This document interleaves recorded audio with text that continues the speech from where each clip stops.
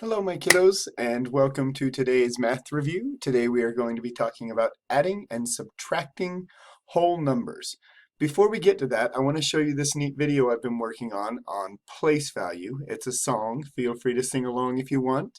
But it is important because place value is huge when it comes to adding and subtracting. You need to make sure you line up the right places, and so we're just going to quickly review that, and then we will get on to the lesson. So watch that video and then come back to me. Just kidding, you don't have to go anywhere. I will play it for you right now.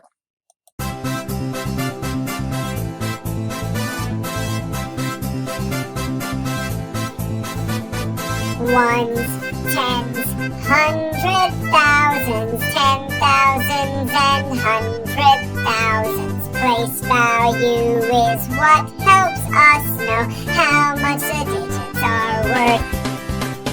A 3 in the tens means it's worth 30. A 5 in the hundreds is worth 500. 0 in the thousands is still worth nothing. Value's a wonderful thing.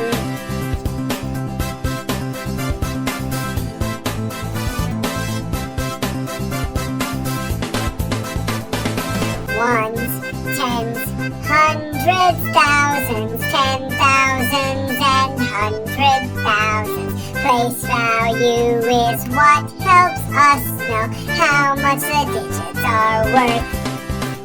A 7 in the ones is still worth 7, and 5 10,000s is 50,000. We round it off with 800,000. Value's a wonderful thing.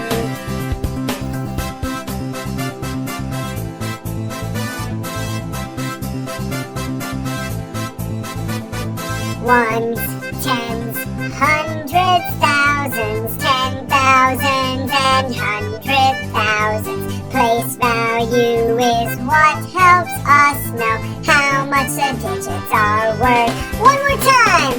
Ones, tens, hundreds, thousands, 10,000s and 100,000s. Place value is what helps us know how much the digits are worth.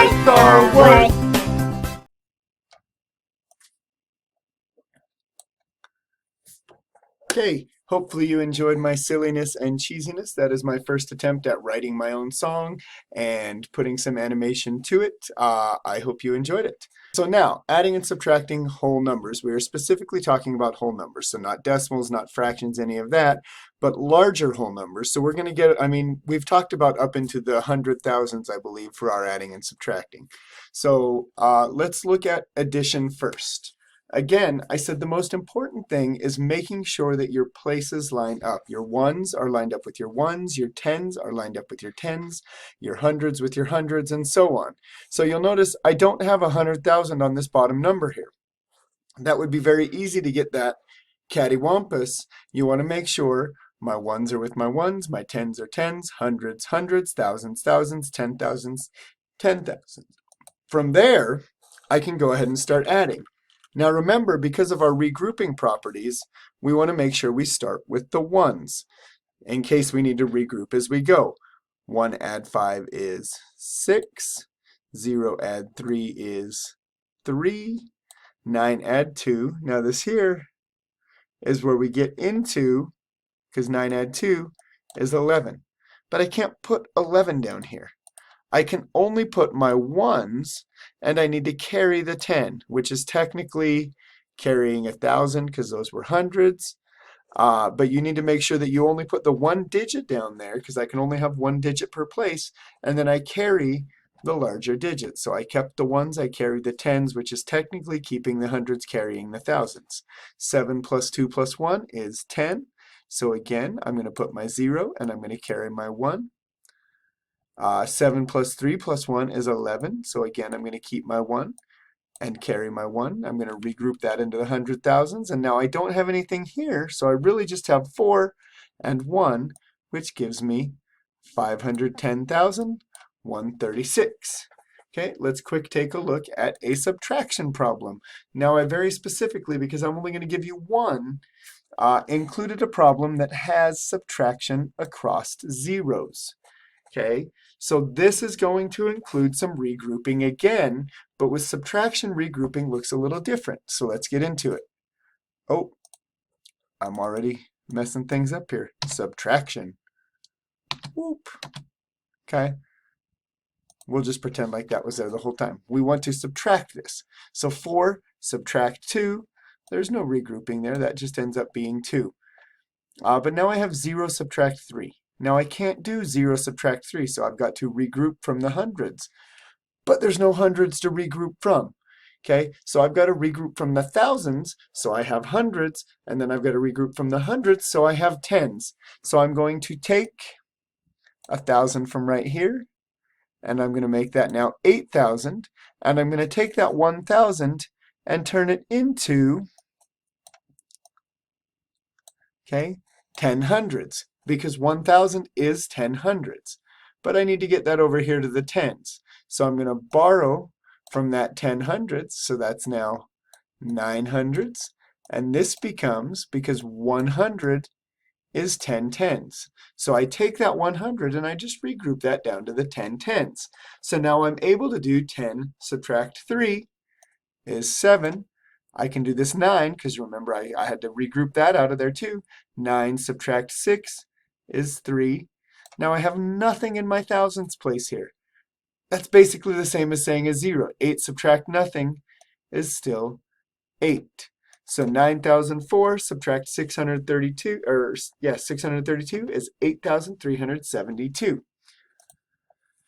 The last couple of things that we want to review for this is the properties commutative. Remember when I taught these, if you remember that long ago, it seems like ages, we looked at the root words. Commute means to travel. So I have the numbers 3 plus 2. Okay, now 3 plus 2 does equal 5, but that's not what we're looking at for this. The commutative property wants us to understand that the order doesn't matter. Those numbers can switch places, and it's the same thing. So 3 plus 2 is 2 plus 3. Those numbers can commute or travel, and it's going to give us the same total. 3 plus 2 is 5, and 2 plus 3 is 5. Associative property was a little more complicated. Associate, we decided to say, was your friends. So let's say I have 5 plus 2 plus, we'll say 6. Now, 2 comes home and says, Ma, I want to hang out with 2 friends today, 5 and 6. And Mom's like, I got a headache. I don't want you to hang out with both. Pick one today. So he says, fine. Sorry, 6. I'm going to hang out with 5 today.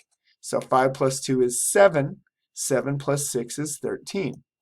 Now the associative property helps us to understand that if 2 would have chosen 6, okay, so we've got the same problem.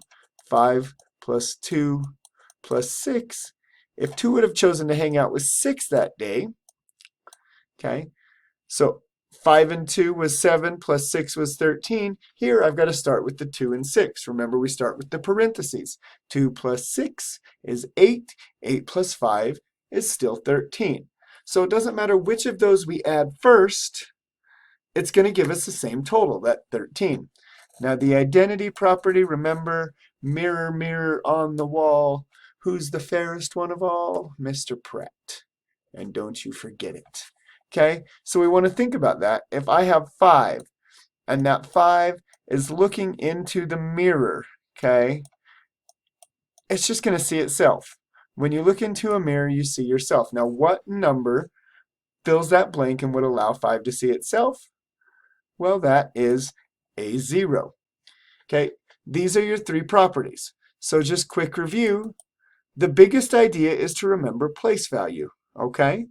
Making sure you're adding the same places together, the ones and ones, tens and tens. Same with subtraction. Subtraction, remember, you've got that problem of regrouping. And regrouping across zeros specifically can get complicated. So just take your time and make sure you do it right. And then you've got the 3 properties. Commutative means they can move. Associative means it doesn't matter which friend he chooses to hang out with.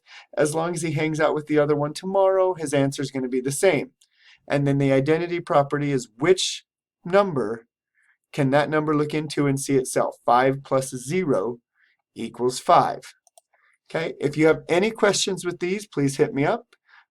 You've got all of the avenues, Zoom meetings, whatever. Get in contact with me. Otherwise, get to it.